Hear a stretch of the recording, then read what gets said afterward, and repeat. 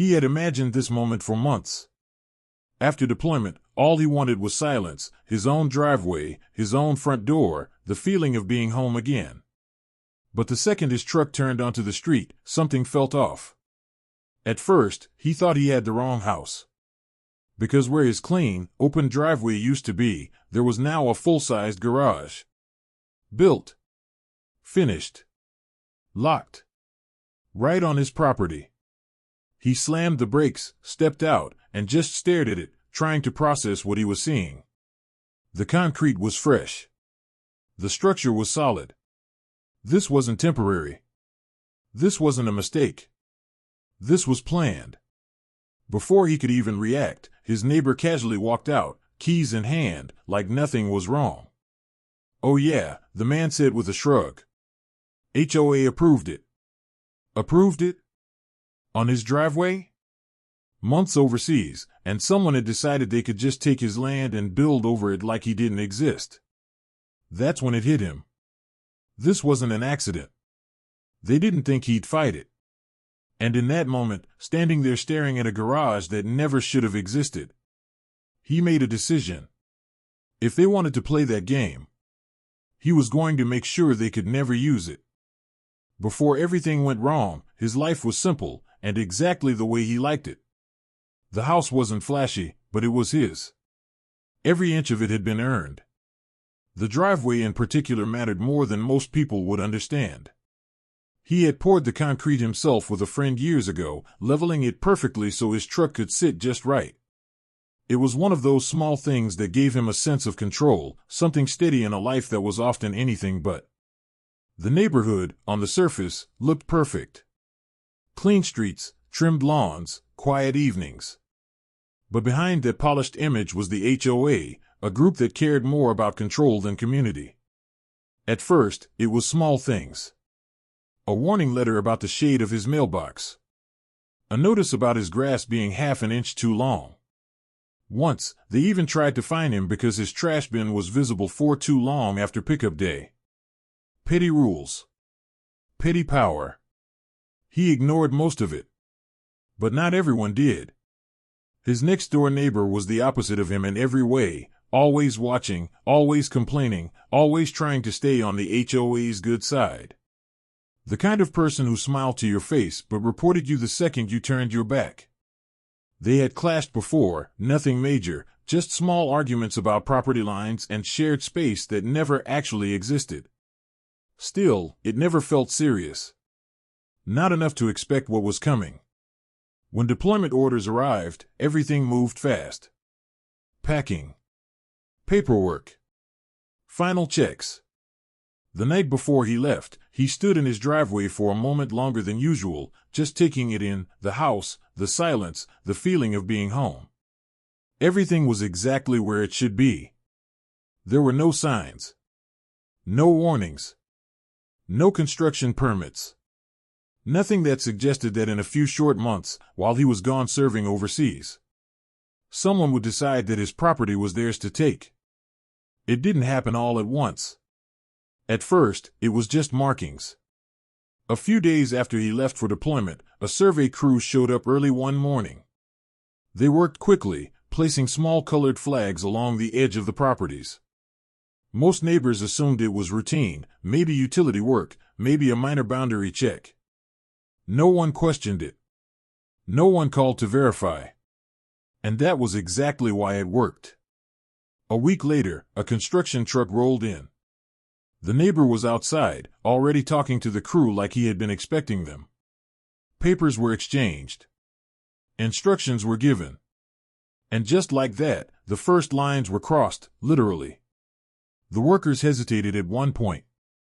One of them stood near the edge of the driveway, looking at the markings, then back at the plans in his hand. "Are you sure about this line?" he asked. The neighbor didn't even flinch. "HOA signed off on it," he replied confidently. "Everything's approved." That was all it took. No one double-checked. No one called the actual homeowner. The name on the documents matched the lot. The signatures looked official. And in neighborhoods like this, HOA approval was treated like final authority. So they started digging. Concrete was cut first, clean, precise lines slicing through the driveway he had built himself. The sound echoed through the street, loud enough for everyone to hear, but not loud enough for anyone to intervene. A few neighbors peeked through their windows, curious, but no one stepped outside. Because if the HOA approved it, it had to be fine. Within days, the foundation was poured. The neighbor moved fast, faster than normal construction timelines would suggest. Materials arrived in bulk. Workers stayed late. It was almost like there was a deadline, like they needed the structure up before anyone could question it. By the second week, the frame was already standing. That's when the first real doubt appeared. One older neighbor finally approached the site, watching as the structure took shape over what used to be open space. "Wasn't that his driveway?" she asked quietly. The worker shrugged. "We just follow the plans." "And the plans say this is yours now?" she pressed. Before he could answer, the neighbor stepped in again. "Everything's been cleared," he said, a little sharper this time. "No issues." The message was clear: don't get involved. And just like that, the moment passed. Walls went up next. Then the roof. Then the garage door, large, heavy, positioned exactly where his truck used to sit every evening. By the third week, it didn't even look out of place anymore. It looked permanent. Intentional. Finished. Behind the scenes, the paperwork told a different story. Dates didn't line up. Signatures were rushed. Approval forms were processed unusually fast, faster than anything the HOA had ever approved before. But no one outside that small circle ever saw those details. All they saw was progress. And by the time anyone might have questioned it seriously, it was already too late. Because now, it wasn't just a plan. It was a fully built garage, sitting directly on top of a driveway whose owner was thousands of miles away, with no idea that his property was being erased, one layer at a time. The engine was still running when he stepped out of the truck. For a few seconds, he didn't move. Didn't speak. Didn't even blink. He just stared. Because no matter how many times he looked at it, it still didn't make sense. That garage wasn't supposed to be there. His driveway, wide, open, perfectly leveled, was gone. In its place stood a solid structure of concrete and steel, finished down to the smallest detail. Fresh paint. New door. Even a security camera mounted above it. Like it had always belonged there. His chest tightened as reality started to settle in. This wasn't construction in progress. This was complete. He slowly walked forward, boots hitting the pavement harder than usual, eyes scanning every inch like he was searching for something, anything, that would prove this was some kind of mistake. It wasn't. The edges of the concrete lined up exactly where his driveway used to begin. The angle, the space, even the slight slope, he recognized all of it. They hadn't just built near his property. They had built on it. A sharp metallic click broke the silence. He turned. His neighbor stepped out of the garage, casually pressing a button on his key fob. The door rolled down smoothly behind him, sealing the space like it had every right to exist. For a moment, neither of them spoke. Then the neighbor gave a small, almost amused smile. "You're back," he said, like this was just another normal day. "What is this?" The words came out low, controlled, but just barely. The neighbor glanced at the garage, then back at him. "It's a garage. On my driveway." A pause. Then a shrug. HOA approved it. Just like that. No explanation. No hesitation. No acknowledgement of what he'd taken. The words hit harder than they should have. Approved it? Without him? Without notice? Without consent? He took a step closer, his voice tightening. "You built this on my property."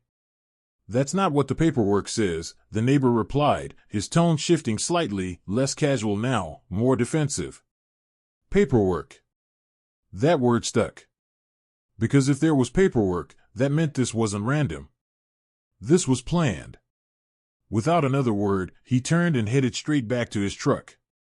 Within minutes, he was pulling up outside the HOA office, dust still trailing behind him. Inside, the atmosphere was cold. Too calm. He explained everything, short, direct, controlled. But instead of shock, instead of concern, he got indifference. A quick glance at a file. A quiet exchange between staff. Then a simple response. According to our records, the construction was approved. His jaw tightened. Approved by who? Another pause. By the board. No apology. No urgency. Just a wall of bureaucracy standing between him and the truth. That's when it really hit him. This wasn't just a neighbor crossing a line. This was the entire system backing him up. And standing there in that office, surrounded by people who refused to even question it. He realized something far worse than the garage itself. They weren't going to fix this.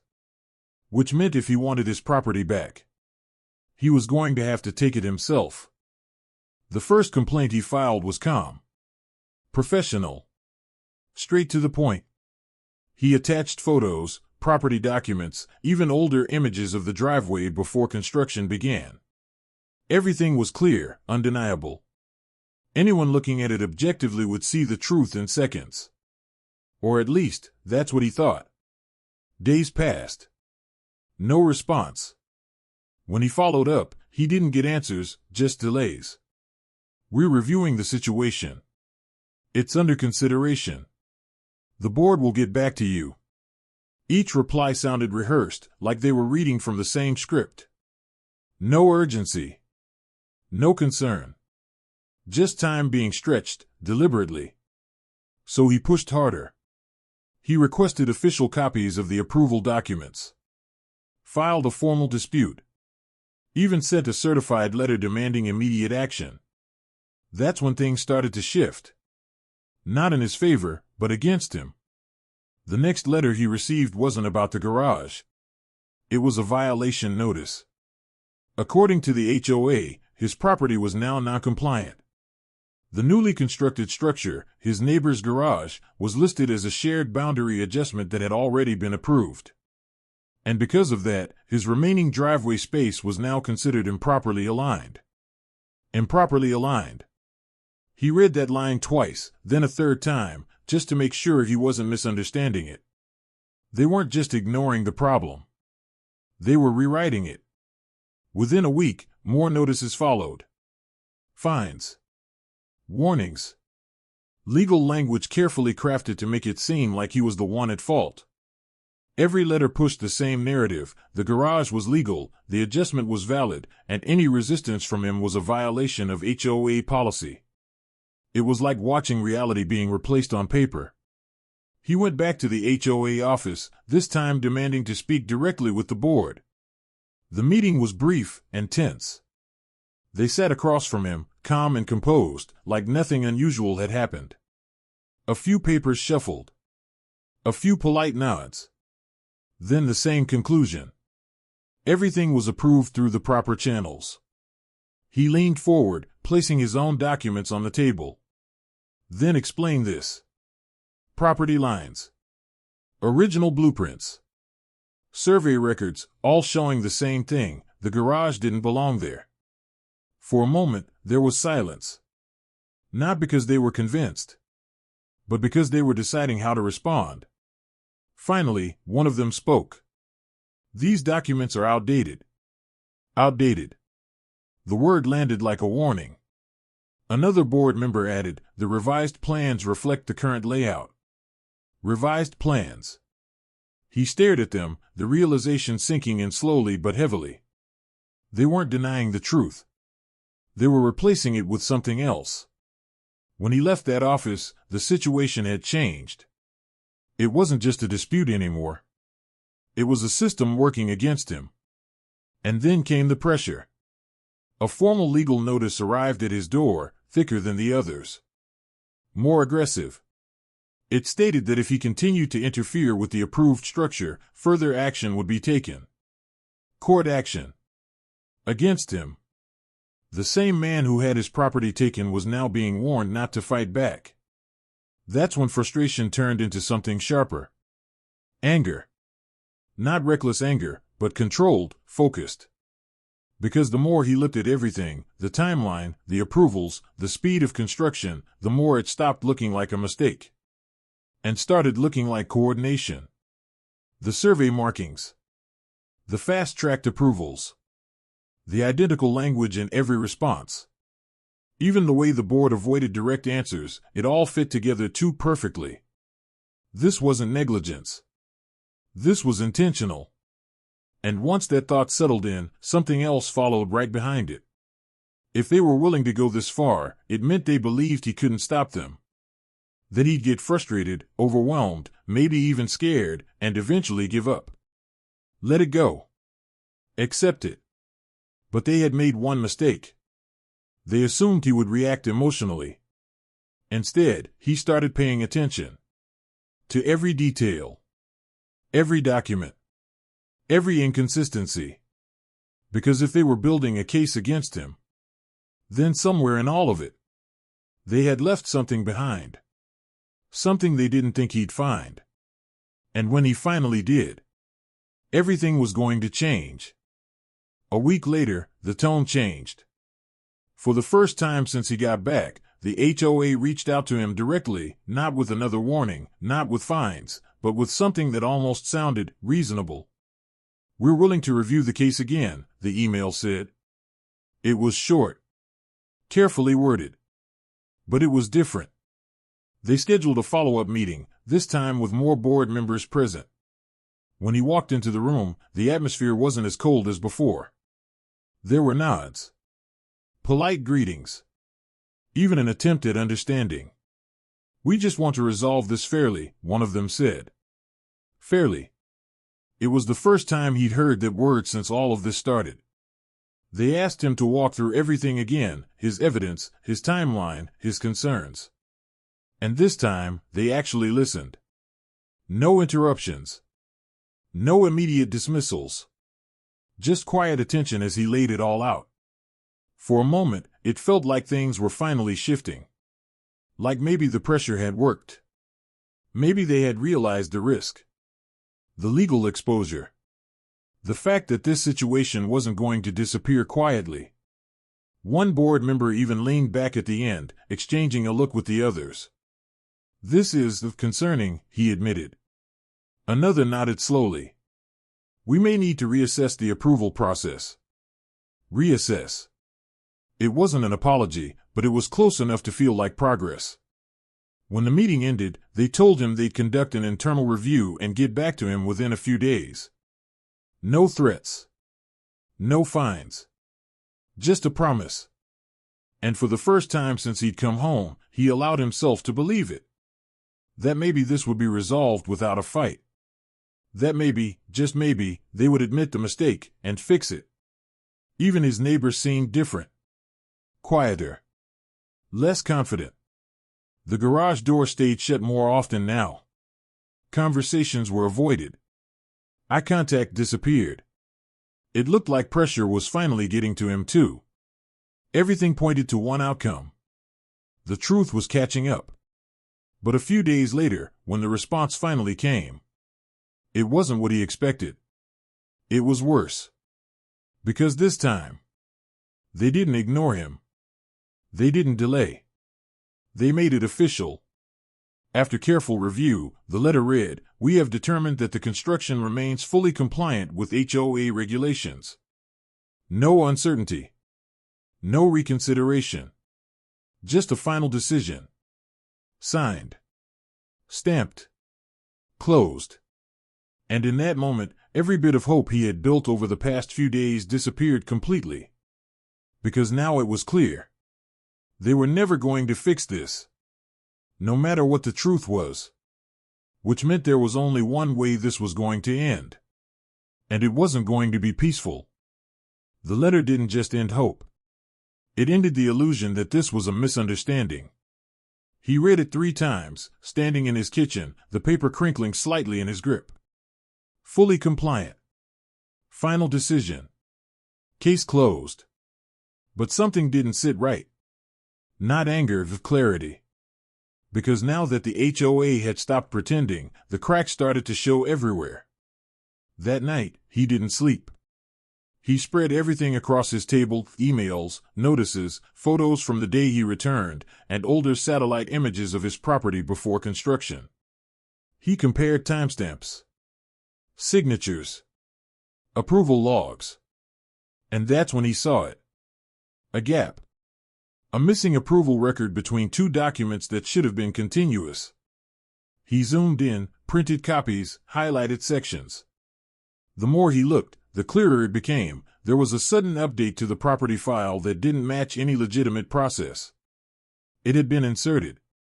Not processed. Not reviewed. Inserted. The next morning, he went beyond HOA records. County filings. Public land registry. Survey archives. And there it was. The original property boundary still showed his driveway exactly where it had always been. No adjustment. No shared easement. No approved expansion. Which meant the HOA's revised plans didn't exist in any legal database outside their own system. They had built their entire case on internal paperwork that never matched official records. But the real shock came when he dug deeper into the approval signature. One name kept appearing at the bottom of the forged documents. The HOA board president. At first, it seemed normal. Until he cross-checked it with meeting records. That specific approval was supposedly granted during a period when no official HOA meeting had taken place. No quorum. No vote. No recorded session. And then the final piece hit him. The neighbor's last name matched the emergency contact listed for the HOA president's private records. Family. Not just corruption. Connection. Everything suddenly clicked into place: the rushed approvals, the ignored complaints, the sudden shift in tone when he pushed too hard. It wasn't random bureaucracy. It wasn't incompetence. It was coordinated protection. A closed circle. They hadn't just taken advantage of his absence. They had used it. And the garage wasn't just a neighbor's project anymore. It was part of something bigger. A deliberate move to shift property lines, increase value, and quietly expand usable land under false authority. His driveway wasn't collateral damage. It was the target. He sat back slowly, the document still in his hands, the weight of it settling in. Because now the situation wasn't just unfair. It was provable fraud. And for the first time since returning home, he wasn't dealing with stubborn neighbors or an overreaching HOA. He was dealing with something that could collapse everything they had built. If the right person saw it. After that night, something changed in him. Not externally. Not immediately. But the way he moved, the way he thought, even the way he looked at every document, it all sharpened. He stopped arguing. Stopped reacting emotionally.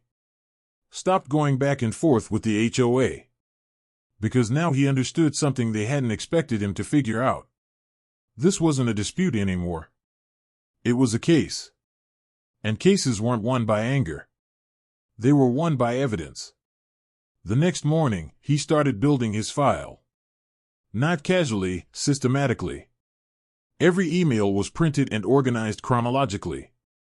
Every notice was cross-referenced with timestamps. Every photo was placed next to official records. He created a timeline so precise it looked like a forensic investigation. Then he went further. He ordered an independent land survey.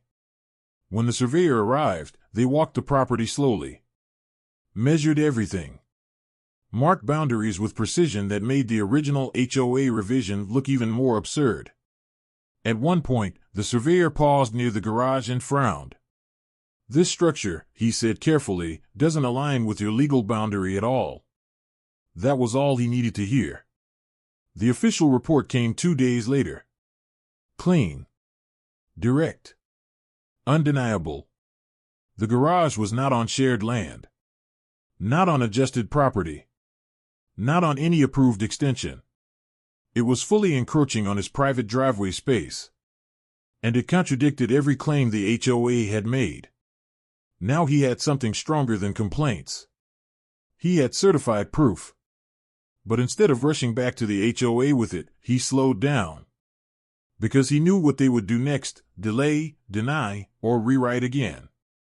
So he went a different direction. He contacted a property rights attorney. The first meeting was brief, but the moment the lawyer reviewed the survey and documents, his expression changed. "This is not a misunderstanding," the lawyer said. "This is exposure risk." That phrase stuck. Exposure risk. For the first time, the situation wasn't just about him anymore. It was about liability. Civil liability. Administrative liability. Possibly even criminal implications if the forged approvals held up under scrutiny.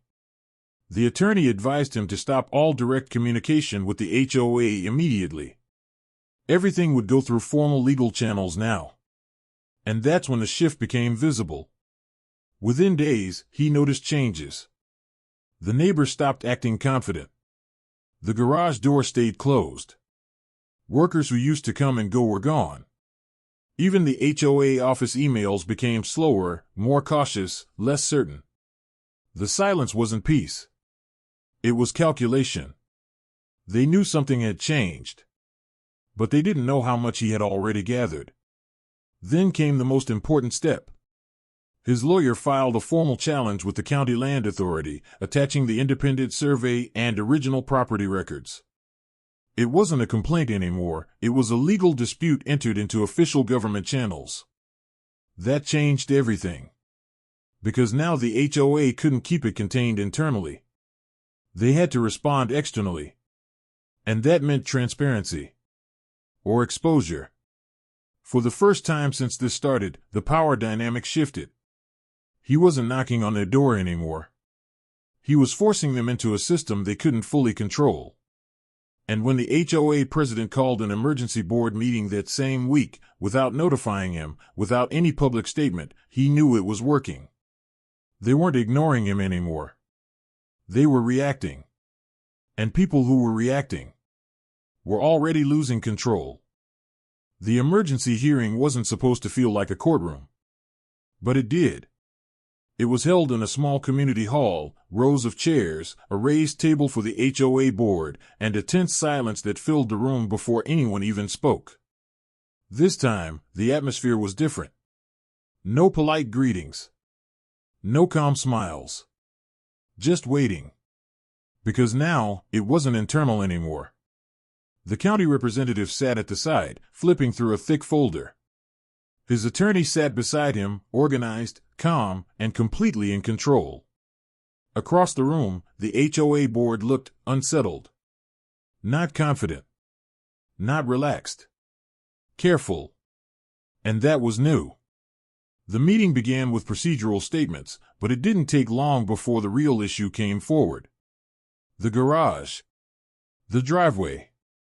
The property line dispute that had now officially escalated beyond HOA control.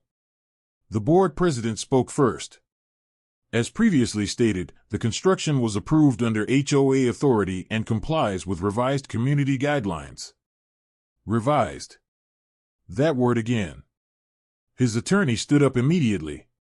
"Let's address that claim," he said, placing the independent survey on the table. Because according to certified county records, no such revision exists. A pause. The county representative leaned forward slightly. The attorney continued, voice steady. "This document confirms the original property boundary has never been altered. Which means any approval of construction on this space is invalid under county law." A murmur moved through the room. The board president adjusted in his seat. "That survey doesn't reflect our internal adjustments," he said quickly. "Internal adjustments," the attorney repeated, "are not legally binding without county registration." Silence. The tension shifted immediately. You could feel the balance moving. Then the attorney placed another document on the table. The forged approval record. This signature appears on multiple HOA filings. We cross-checked it with official meeting logs. He looked directly at the board. There was no meeting on that date. Now the room went still. The county representative picked up the document himself, scanning it carefully. The more he read, the more his expression tightened. "No quorum recorded?" he asked. "No quorum," the attorney confirmed. "No vote. No official authorization." The neighbor, who had been sitting quietly at the back, suddenly shifted in his seat. For the first time, he didn't look relaxed at all. The board president tried to regain control. "These are administrative discrepancies." "Fraud," the attorney corrected calmly. That word landed heavily. Fraud. Not dispute. Not misunderstanding. Not oversight. Fraud. The county representative finally spoke again, slower this time. "If this documentation is accurate, then the approval process was invalid from the start." He looked up at the HOA board. "Which means the construction has no legal standing." That was the moment the room changed. Not loudly. Not dramatically. Just a quiet collapse of certainty. The HOA president tried one last time. "The community has operated under these guidelines for months." And now, the attorney interrupted, "It's being corrected." A long silence followed. Everyone knew what was happening now. This was no longer about property lines. It was about authority. Accountability. Exposure. The county representative closed the folder. "We will be launching a formal investigation into HOA approval procedures and all related construction permits." The words were measured. Final. Outside the hall, people had started gathering. Neighbors. Residents. Curious voices spreading fast as word leaked that something serious was unfolding. And for the first time since he had returned home, he didn't feel like he was standing alone against the system. He looked around the room. The board that once ignored him wouldn't meet his eyes anymore. The neighbor sat frozen. And the truth, finally pulled into the open, was no longer something they could quietly bury in paperwork. It was public now. And public meant consequences. The investigation didn't take long after the hearing. Once the county opened the file, everything the HOA had tried to keep internal stopped being internal at all. Requests were made for original meeting minutes, voting logs, and approval records. And one by one, the inconsistencies turned into confirmations. There had been no valid vote. No registered amendment. No lawful approval for construction over his property. By the time the final report was compiled, the conclusion was unavoidable. The garage was built on land that legally did not belong to it.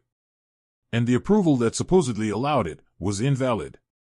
2 weeks later, the official order arrived. It wasn't dramatic. It didn't need to be. It was printed on county letterhead, stamped, signed, and absolute. The structure located on Parcel 17B was declared unauthorized construction on private property. Immediate corrective action was required. The HOA was instructed to restore the property boundary to its original condition and remove all encroachments within a legally defined time frame. Failure to comply would result in penalties, enforcement action, and potential legal escalation against responsible parties. For the first time, the HOA wasn't issuing notices. They were receiving them. When he stepped outside that morning, the neighborhood felt different. Not louder, quieter. People were watching, but not openly. Curtains moved slightly. Conversation stopped when he walked by. The balance had shifted, and everyone could feel it. At the HOA office, the board meeting that followed was unlike anything before it. No confident statements. No rehearsed explanations. Just urgency. The president paced behind the table, flipping through the county order again and again, as if reading it differently would change its meaning. "It's a procedural issue," he insisted, but his voice lacked force. A board member shook his head. "It's not procedural anymore. It's enforcement." Outside, contractors were already being contacted. Not to continue construction, but to prepare for removal. Demolition notices followed quickly. The garage that once stood as a symbol of control was now marked for dismantling. When the crew arrived a few days later, there was no celebration. No confrontation. Just quiet efficiency. Tools were unloaded. Equipment positioned. And the first section of the structure, the same one that had blocked his driveway for months, was carefully cut away. He stood at the edge of the property and watched. Not with anger anymore. Not even with satisfaction. Just certainty. Piece by piece, the structure came down. The walls that had been built in secrecy were now falling in public view. The same neighbors who once stayed silent now stood outside, watching what had once seemed untouchable being undone. Inside the HOA office, resignations were already being discussed. Liability concerns had escalated beyond repair. The president's authority, once unquestioned, was now under formal review. And through it all, he didn't say much. Because he didn't need to. The outcome had already spoken louder than anything he could have said. By the end of the week, the driveway was visible again. Not repaired. Not yet fully restored. But clear. Open. His. And for the first time since returning home, when he looked at it, he didn't see what had been taken. He saw what had been corrected. Justice wasn't loud. It was final. Even after the demolition order was executed, something unexpected remained. The garage was gone, but the paperwork wasn't. And that was where his final move began. Most people thought the story ended when the structure came down. But he knew better. Buildings could be removed in days. Records, however, could follow people for years. And the same system that had been used against him could now be used to make sure it never happened again. His lawyer filed one final motion with the county. Not for compensation. Not for apology. But for formal enforcement of boundary protection and easement restrictions tied to the property. It was precise, almost surgical. The request ensured that any future construction, by neighbors or the HOA, would require direct county-level approval, not internal board consent. It effectively removed the HOA's ability to quietly adjust his land again. When the notice was issued, it was added to the official property record. Permanent. Unchangeable without legal proceedings. At the same time, another action followed. The shared access the neighbor had been using, temporarily rerouted during the dispute, was officially revoked. Any reliance on that garage space or driveway extension was now legally impossible. If someone wanted to rebuild anything in that area again, they wouldn't just need approval. They would need him. And that was the point. A few days later, the neighbor tried to approach him. But there was nothing left to argue. No loophole. No paperwork trick. No HOA authority to hide behind. Just silence. The garage site sat empty now, marked only by disturbed concrete and removal scars. A space that once symbolized control now stood as a reminder of how quickly that control had collapsed. And as he looked at it one last time, he didn't feel the need to say anything. Because the final move wasn't destruction. It was making sure they could never do it again. In the days that followed, the neighborhood slowly returned to a quieter version of normal. The construction noise was gone. The HOA meeting stopped carrying tension through open windows. Even the neighbors who once watched from behind curtains eventually went back to their routines, as if trying to forget how quickly everything had unraveled. But nothing was the same anymore. The HOA board, once confident and controlling, now operated under strict oversight. Procedures that used to be handled internally were now documented, reviewed, and filed with the county. The kind of shortcuts they once relied on were gone. The neighbor avoided contact completely. The garage site remained empty, a scar of broken concrete and unfinished intentions that no one seemed eager to reclaim. And for him, there was no celebration. No speeches. No confrontation left to win. Just silence where conflict used to be. One evening, he stood again in his driveway, the same place where everything had started. The space was open now, clear, exactly as it should have been all along. The air felt different this time. Not heavy. Not tense. Just still. He looked at the ground for a moment, then toward the empty space beside it. They had tried to replace it. Control it. Take it. But in the end, they had only revealed how fragile their control really was. And this time, it was gone for good.